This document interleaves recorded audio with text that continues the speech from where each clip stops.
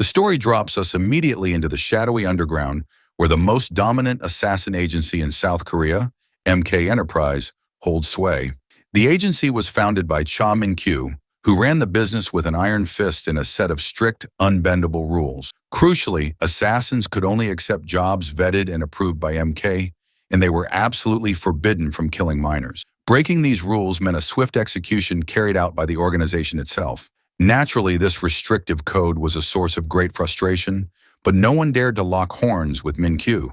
To challenge him meant going through MK's two legendary pillars, namely Gil Bok-soon, the legendary killer, and Lee Han-ul, better known as Mantis, the company's main executioner. The scene then shifts to two freelance casual killers at a gas station. As the man with the long hair stepped away to use the restroom, he stumbled upon a gruesome sight inside the convenience store.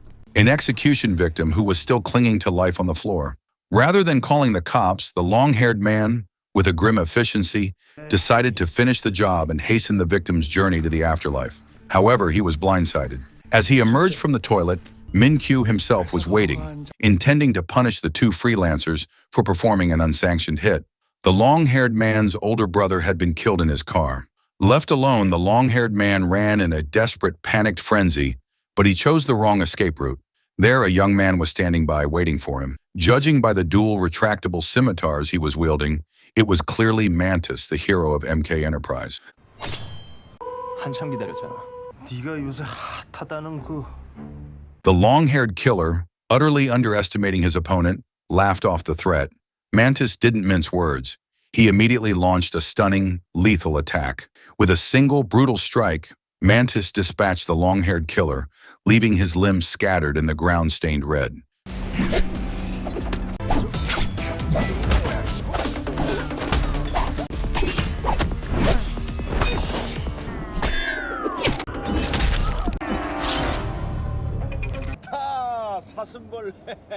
Min-kyu, ever the professional, simply called in the cleanup crew to wipe the slate clean. It turns out that the scene at the gas station was Mantis's swan song, his final mission before he decided to formally resign from MK Enterprise. Having established a big name for himself, Mantis was itching to be free and determine his own path. Before seeing Mantis off, Min-kyu promised to honor Mantis's request to recruit his talented best friend as his replacement at MK. Fast forward a bit, time had flown by, and Mantis was now back home, finishing up his long vacation.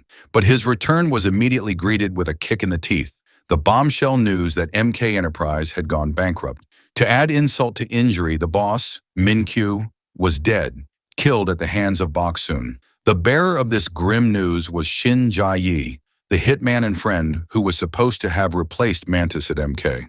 With MK Enterprise shattered, competitor assassin agencies immediately started a furious recruiting war, desperate to sign Mantis and make him their new champion. Meanwhile, we cut to another location where a man named Doc Go was busy cooking a large meal to welcome Mantis. Because Jae-yi failed to land the job at the now-defunct MK, she was working for a small, struggling agency, which was now run by Doc Go. Mantis soon arrived at Doc Go's apartment/office, but barely exchanged greetings before he was chomping at the bit to head out with Jae-yi to meet their other friends at a bar. Once settled, their three friends, namely Sumin, Boombai, and Dongyoung, revealed their audacious plan to start their own assassin agency. They were absolutely confident they could make a killing by leveraging Mantis's fearsome reputation. However, Boombai threw a wrench in the works by suggesting that Jae-yi was better suited to lead the group. Mantis didn't skip a beat and immediately protested, arguing that he would be the one ultimately responsible for Jae-yi. Mantis's protective streak wasn't random. He harbored deep feelings for his best friend, Jae-yi. He was instantly green with envy when he learned Jae-yi already had a boyfriend. This flare-up of jealousy quickly turned into an angry argument where Mantis brought up a painful duel they had shared in the past. The heated argument about leadership forces Mantis to drag up old history with Shin Jae-yi. It's revealed that the two were intense rivals during the MK Enterprise selection process for up-and-coming assassins. The strange part? Though Jae-yi actually beat Mantis in the duel, it was Mantis who was selected to debut first as an elite killer. This past slight still cut deep for both of them. Later as they talked, Jae-yi voiced her pessimism about the shattered state of the assassin industry. Mantis, however, was keeping his cards close to his chest. hinting that he knew of someone who had the clout to revive the organization. The very next day, Mantis wasted no time. He drove straight to the house of his former mentor, Doc Go, where a party was in full swing. Before he could reach his old teacher, a cheeky teenager with a big mouth blocked his path. This self-proclaimed Mantis superfan introduced himself as Benjamin Joe, the CEO of a renowned online gaming company. Mantis finally made it inside to meet the figure he'd been searching for. Expecting to be met with hostility or an attack from Doc Go, he was instead swept into a huge hug. Turns out the retired legend genuinely missed him. Doc Go led Mantis to his private room. Suddenly, without a moment's warning, as a unique form of greeting, Doc Go launched himself into a brutal test of skill, inviting Mantis to compete in a fierce sparring session. After they had burned off some steam fighting, they cooled down with some snacks and a casual chat. The conversation drifted to old wounds, specifically the bitter end of the long friendship between Doc Go and Min-Kyu. Despite having bled and sweat together to build MK into South Korea's biggest killer enterprise, Doc Go felt that leaving the brutal underworld was better than eventually getting sliced up by his own partner. The discussion then shifted to the young CEO, Benjamin Joe. Doc Go sized him up as a rich, snot-nosed kid who wasn't looking to invest for profit. Instead, Benjamin was just a curious, wealthy civilian who wanted a front-row seat to the dangerous, dark world. With the history lesson out of the way, Mantis immediately put the pressure on Doc Go, urging him to come out of retirement and take the reins of MK Enterprise. Mantis played his trump card, warning Doc Go that if he continued to drag his feet, he would lose MK's most valuable asset, Mantis himself, to a competitor. Mantis made it clear his true motive wasn't entirely selfish. He was also lobbying for his friend, Jia Yi. Doc Go, however, was gun-shy about recruiting Jia Yi, given her previous failure to make the cut at MK. He then revealed the specific, crucial detail that determined the outcome of their selection duel. While Jia Yi clearly outclassed Mantis in hand-to-hand combat, Min-Kyu had assessed that Mantis possessed superior potential when fighting with lethal weapons. Min-Kyu saw that Mantis's fighting style, wielding two weapons, was identical to Doc Go's own signature approach, an ability that made him a one-of-a-kind talent. It was this rare, striking visual and skill set that led Doc Go to personally give him the alias Mantis. Mantis returned from Doc Go's place and immediately sought out Jia Yi. He found her practicing her skills on a training dummy. Mantis then pitched his idea for them to set up their own assassin company. Jia Yi was skeptical, pointing out that in the current climate, securing an investor would be tough as nails. Suddenly, Mantis had an aha moment. He immediately recalled the wealthy, curious young CEO, Benjamin Joe. After some serious convincing, Jia Yi agreed to the new venture. She immediately put in her papers at Doc Go's small agency, much to Doc Go's chagrin, as she was his only real talent. A short while later, Mantis, Jia Yi, and their friends were giving their business presentation to Benjamin Joe. But Benjamin's proposition was a slap in the face. He didn't want professional assassins for hits. He wanted them to use their talents to create hyper-realistic game characters. To rub salt in the wound, he openly admitted his attraction to Jia Yi. Suddenly, Mantis lost his temper, abruptly shutting down the collaboration and storming out. His friends were aghast at his decision. Dong Young was particularly outspoken, accusing Mantis of wasting a golden opportunity simply because of his jealousy over Jia Yi. Done with the drama, Dong Young announced he was defecting to Benjamin Joe for a better life. Luckily, Sumin and Mumbai stayed true, sticking by Mantis. The night after the disastrous presentation, Mantis showed his commitment by handing over all his paltry savings to Jia Yi. To put his money where his mouth is, he even traded in his luxury vehicle for a beat-up van just to get their paid killer startup off the ground. Jia Yi was genuinely taken aback, wondering why Mantis was willing to kiss his hedonistic lifestyle goodbye and embrace poverty for the business. She honestly felt uncomfortable with the sheer extent of his sacrifices, thinking it was all for her. Mantis, however, insisted he was doing it for himself. His lifelong ambition was to found a company and grow it to rival the massive scale of MK Enterprise. Banking on Mantis's respected reputation as a top-tier hitman, the new venture managed to land a few clients. The very next morning, he gathered his 3 remaining team members to assign roles based on the target level. In this underworld, a person's life is categorized from level A, the highest and most dangerous, down to level D. Mantis and Jia Yi took the most dangerous level A and B targets. Sumin was assigned the lower tier level C and D missions. Meanwhile, Mumbai, who Mantis still didn't fully trust in the field, was relegated to headquarters duty. With the roles set, the Mantis company was officially in business, and they immediately got to work completing their initial contracts.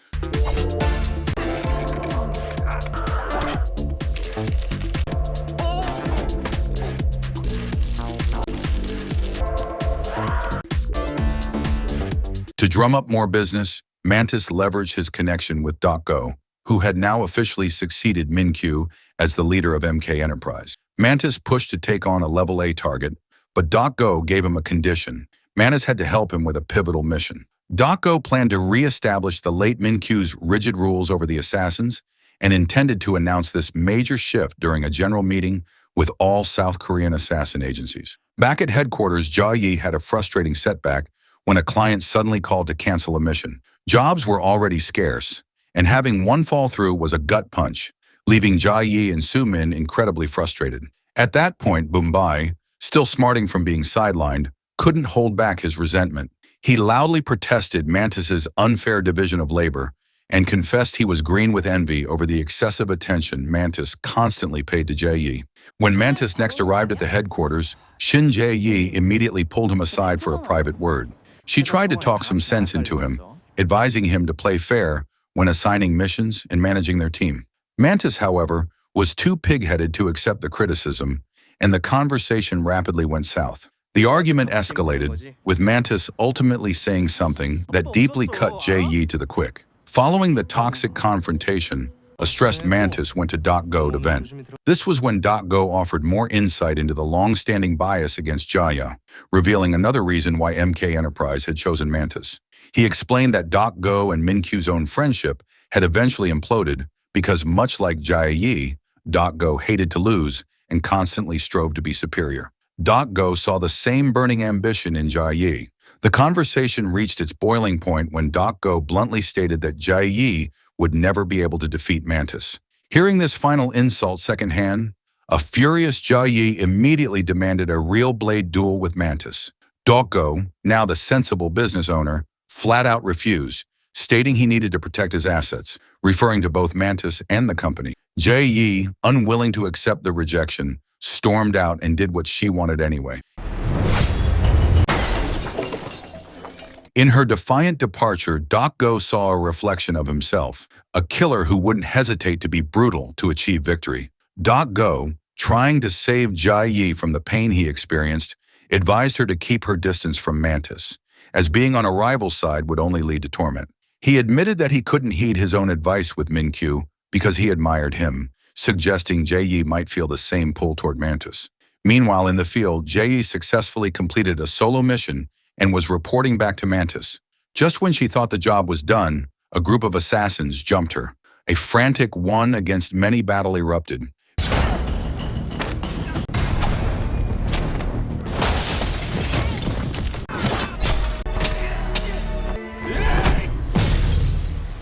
Mid-fight, her opponent unmasked, revealing himself to be Dong Young, their former friend who had defected to Benjamin Zhou. With her life on the line and no time for sentiment, Jia Yi showed no mercy and finished him off. Moments later, Benjamin Zhou appeared on the scene, using the gruesome event as fuel to incite Jia Yi to abandon Mantis once and for all. The next morning, Jia Yi was clearly playing a different tune. She snapped at Mantis for reprimanding Mumbai for his earlier outburst, arguing he had picked the wrong moment to do it. Mantis, whose patience was wearing thin, pushed back hard, asserting his authority as her boss and superior. Jia Yi, fed up with his ego and control, finally threw down the gauntlet. She challenged Mantis to a duel with lethal weapons. The brutal one-on-one fight was instantly on. On the other hand, despite being ordered to stay put at headquarters, a curious Mumbai couldn't resist the urge to see how the clash between the two powerhouse assassins would end. He dared to sneak over and started secretly recording the spectacle, treating the deadly encounter like a piece of viral online content. When Su Min finally caught up to the fighting, the duel was already over. Mantis had been flat out defeated. In a final, desperate gesture, Mantis reached out his hand, a sign of peace or reconciliation, but Jia Yi coldly rejected it. This was the definitive split. Jay Yi chose to cut her losses and betray Mantis Company. She left immediately to join Benjamin Joe's venture, where she planned to launch her own agency under his wing. Mantis was left with only a loyal Sumin. Soon after, Boombai approached Sumin with an offer, urging her to defect to Jay Yi's company. He insisted there was zero future in Mantis Company. Hearing this, Sumin was deeply disappointed, pointing out that Mantis had been willing to live like a pauper just to get their business started, only to be abandoned the moment things got tough. Mantis himself refused all attempts by Go to persuade him to return to MK Enterprise. He stood by his loyalty to Sumin, giving her an unexpected reward, a promotion with higher-level missions. 양전무.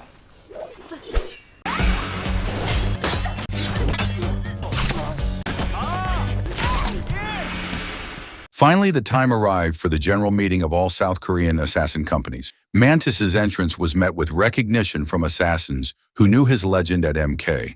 However, his current state, poor and with only one subordinate in tow, made him an easy target, and he was relentlessly bullied by the more established crews. The air thickened when Jia Yi arrived with her newly recruited, much larger team. Watching her walk past him, treating him as though he didn't even exist, Mantis could only silently lament his fate.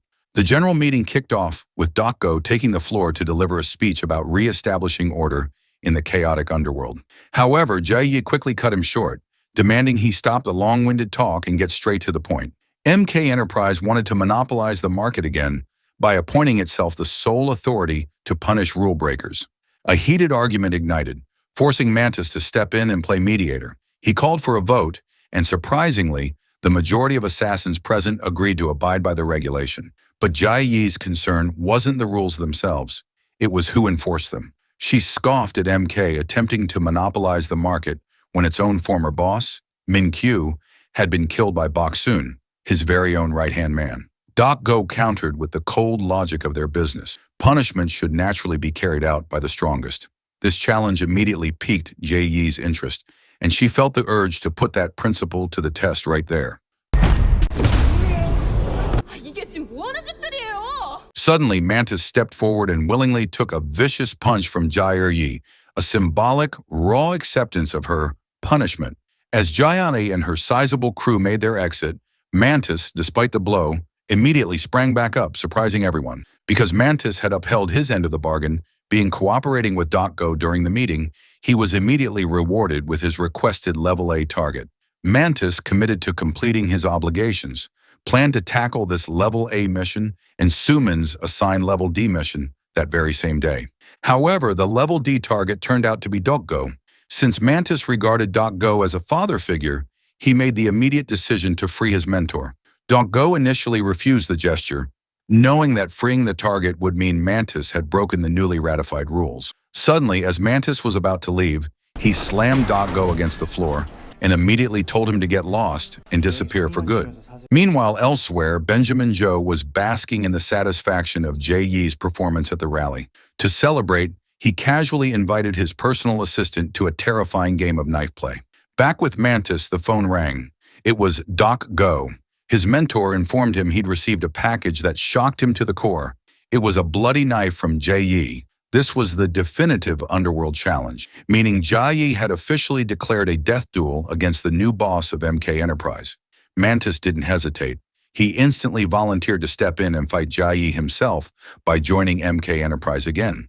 After the call, Mantis told Sumin to spread the word about a tragic accident. That very night, Mantis staged a fake funeral ceremony for him in a public location. He did this deliberately, knowing it was the only way to lure Jia Yi out into the open. When Jia Yi finally showed up, Mantis immediately brought up the subject of the knife delivered to Go. He was dead certain it wasn't Jia Yi who sent it, but her new, vicious patron, Benjamin Joe. In the middle of their tense confrontation, Go himself made a dramatic entrance, revealing he was very much alive and intended to surrender himself to MK Enterprise's court for having been Mantis's target. Later, Mantis went to see the expert, Bok Soon, seeking her opinion on the protocol of sending a bloody knife to someone close to you. Bok Soon, understanding Mantis's desperation to protect someone, warned him that Go was a cunning operator and shouldn't be fully trusted. Her warning only served to steel Mantis's resolve. Since the entire situation was already a complete mess, he decided to lean into the chaos and up the ante. He sent a bloody knife challenge to Jia Yi. In the blink of an eye, the day of the fight arrived. Mantis contacted Jia Yi and asked for a quick chat before they tried to kill each other. However, when Mantis arrived at the designated MK headquarters, he was informed that Jia Yi had already gone rogue and taken off. He instantly bolted to a familiar place of old memories, only to find Dok Go waiting there alone. Dok Go revealed his cunning strategy to ambush and eliminate Jia Yi. But Mantis was having none of it. He refused to follow the treacherous plan and immediately attacked Dok Go, intending to finish off his former mentor before Jia Yi could arrive. Unfortunately for Mantis, Jia Yi showed up sooner than expected. Seeing the two fighting, Dok Go seized the chance to provoke Jia Yi, which instantly made the woman's blood boil. Jia Yi, recognizing the moment for what it was, declared the encounter a three-way fight for the throne. The declaration of a three-way fight instantly plunged the trio into a vicious, no-holds-barred brawl.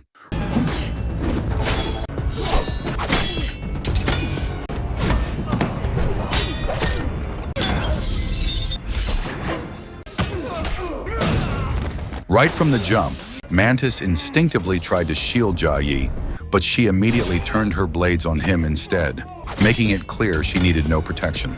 The three elite killers fought with devastating skill until Jia Yi was backed into a corner by Dok Go. True to form, Mantis couldn't stand by. His intervention gave Jia Yi the crucial opening she needed to strike back and land a serious blow against Dok Go. Yet the legendary killer still wouldn't go down easy. He rallied and turned his full focus to a brutal, emotional duel against Mantis. When Dok Go was finally beaten down and left defenseless, Mantis found himself staring at the face of his mentor and couldn't land the killing blow. Just as Min Q had done to him years ago, Mantis chose mercy, advising Dok Go to simply retire and walk away. However, in that charged, vulnerable moment, Jia Yi seized her chance. She suddenly completed her ultimate objective, fulfilling her personal mission to kill Dok Go with her own hands.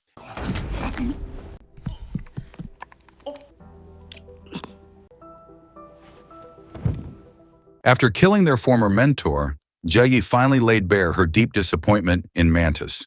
She felt his constant pity for others actually made them look pathetic and weak. The ultimate gut punch came when she revealed her true insight. She knew that Mantis had deliberately held back and thrown the fight during their earlier duel. This meant that no matter how hard she fought or how high she climbed, she would never truly be able to surpass Mantis in a fair fight. The film jumps forward. Benjamin Joe was seen giving a self-aggrandizing speech in front of an audience of young hopeful, doling out motivational tips on success and timing moves. It was revealed that Jia Yi had successfully acquired MK Enterprise, effectively seizing the throne of the contract killer underworld. Benjamin praised Jia Yi's success, completely unaware that she was already plotting his demise and had the most feared assassin, Mantis himself, to eliminate him next. 너 다음에 나 다시 만나면 뒤진댔지? 어?